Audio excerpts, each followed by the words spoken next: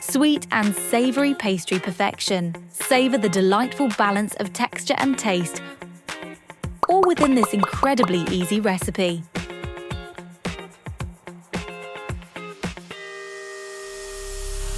Take the puff pastry out of the fridge and let it reach room temperature.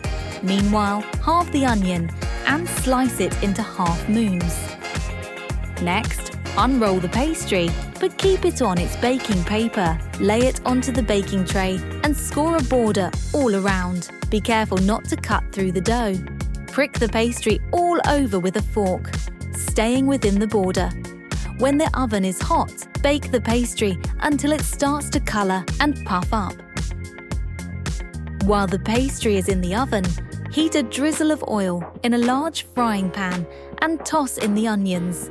Once hot, make sure to stir occasionally until golden. In the meantime, thinly slice the figs. Did you know that figs naturally help to hold moisture in baked goods, keeping them fresher? When the onions are caramelized, remove them from the heat and add the crème fraîche. Does the pastry look puffy with a light golden color? Great! Take it out of the oven, but leave the heat on. Now carefully push down the center with the back of a spoon. Use the spoon to spread the creamy onion gently over the base of the tart, then top with the sliced figs.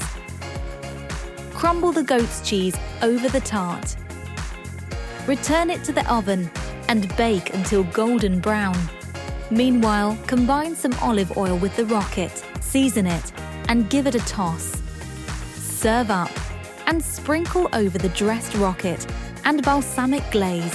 Divide the tart between the plates. Enjoy this flaky goodness that keeps you coming back for more.